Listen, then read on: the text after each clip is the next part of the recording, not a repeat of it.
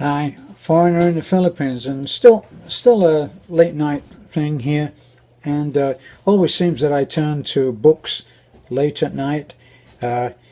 Once the flat bat occurs and you have everything on phone, on charge, then the time turns to the point where you need to really take in some new information if possible, or look at something anew again. So what did I think about this evening?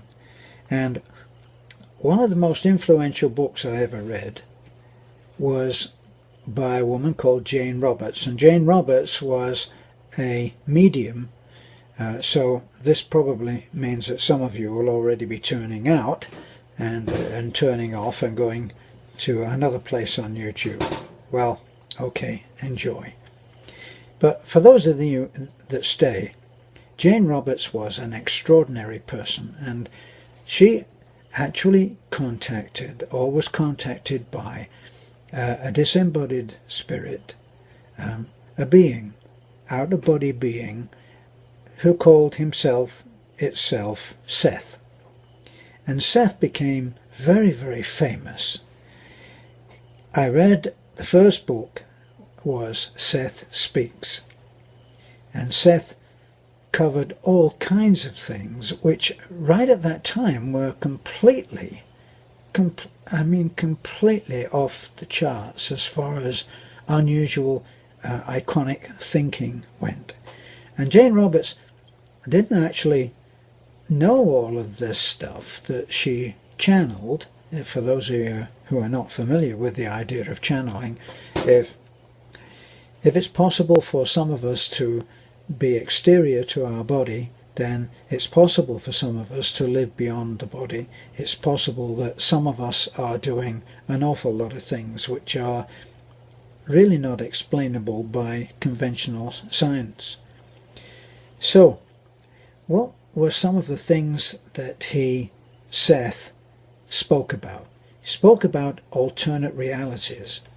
And alternate realities, since Seth spoke about them, have become quite commonplace, because writers took this kind of stuff and they wove great stories into the ideas. And the idea is that as you go forth into, let's just simplify it for the sake of discussion, not for the sake of your intellect, okay? But for the sake of the discussion, let's say that as you go forth, you decide on certain courses of action. And as you decide on a particular course of action, there were several other courses of action. And in pursuit of simplicity, let's say that you're walking down a street. You get to a crossroads. You could go straight on. You could turn around and go back. You could turn left, or you could turn right. Now, eventually, assuming that you moved, you would go in one of those directions. And yet, it's possible that you visualized in your mind, not impeded by time or space or matter or energy, purely spiritual thought, you may have gone down 3 other routes, 3 other paths which you could have gone on, and you didn't. Or didn't you? And that was what Seth talked about, that there were alternate realities. Now, since Seth Speaks, and we're talking now, I believe Jane Roberts, when she was at the height of her Seth material, was something like 50 years ago. May possibly be even longer, but that's about what I recall. Now she brought out some of these things, and they were completely, it seemed, completely original. And Seth said that all of this stuff was absolutely possible. Now, since then, we've had great writers like Richard Bach, who brought out Jonathan Livingston Seagull, and Jonathan Livingston Seagull was yet another flight no pun intended, into other realities and other ways of thinking. So, to get back to Seth, he thought up and talked about, through Jane Roberts, he talked about doing things on alternate realities. And he talked about the way that the world or the universe actually worked. And since then, a lot of the ideas and concepts that he brought out have become very commonplace. Other realities, quantum jumping, when you jump from one, and this was, I think, quite a popular TV series in America, when you jump from one state of reality into another, and not, as I said, not impeded by time. So you jump from one place in time, in space, in reality, from one into another. And what this did, in a way, for me, it spawned the idea that reincarnation is not a linear thing. You don't do one life, and then when you die, you go straight into another body and do another life. There's another way to look at that. Maybe we don't do that. Maybe we are living all of our lives at the same time.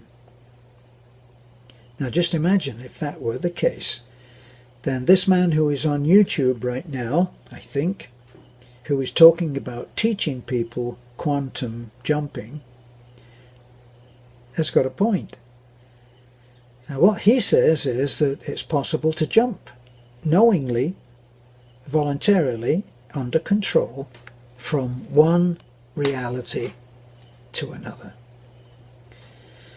And he teaches the way that this can be done. I haven't done any of that, but it makes sense to me. Now, how has that ever proven itself to me? Well, in strange ways. Mostly in abilities. See, if you think about it, you go from one reality into another, but you're not going forward or backward, you are going sideways. So literally just step sideways a second and you're in another reality. You're in another lifetime, another you. There's another, heaven forbid, there's another Terence out there somewhere, or 2, or 5, or 10, or 20. So what are they all doing, these other realities? What are these other yous doing?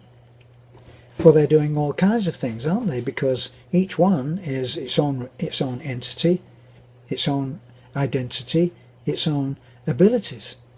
And just in the same way that some of the most famous people, like opera singers, I think some great musicians, some wonderful scientists, some great thinkers, some great philosophers have wanted to be something else. And so maybe they are. Maybe they are something else. Maybe they're being something else at exactly this moment, just as you are. And how would that manifest, if you're still with me? How would it manifest?